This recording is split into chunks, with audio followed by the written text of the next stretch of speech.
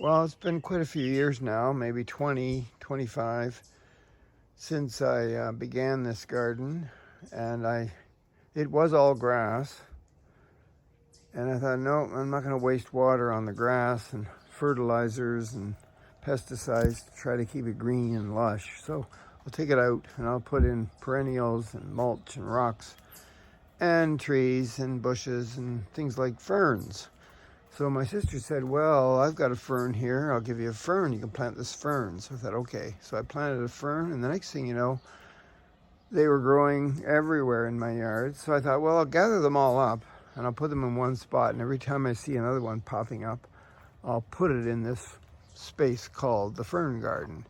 Now, here it is, and I don't know, it multiplies, I guess, because there was only a few in there years ago, and they weren't very big. I threw a spirea bush in there, the thing with the white flowers, which is very hardy, and next thing you know, it turned into this fern jungle. But I think I've got them from everywhere in my yard, so I've got them here. And they are very hardy. They start off with a bulb in the ground, and you don't see anything a month ago except the bulb. And then all of a sudden, as the weather starts to warm up, balanza, holy moly. And so the cat, Twyla May, likes to come out and on the hot days sit inside the fern garden and cool off. That's her favorite hiding spot. The problem is that she's very black and very quiet and doesn't make any noise, and she'll sit there all day and we can't get her out. Even in the dark part of the evening, she's there, and the only reason she'd come out is if she was hungry. And I'm afraid that maybe a fox or something might come through the yard and snatch her up.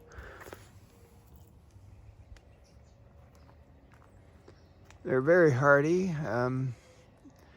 They'll stay like this from about May till October, getting bigger and denser. And then they start to wilt. They don't mind sun, rain, they like all that.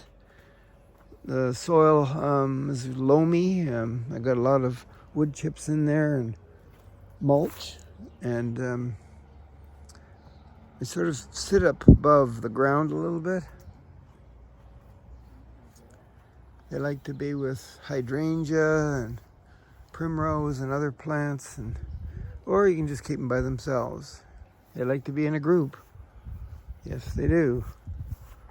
And the Buddha looks after them. Yep. It can be really, really cold out, and they'll survive, and really, really hot, and they'll survive.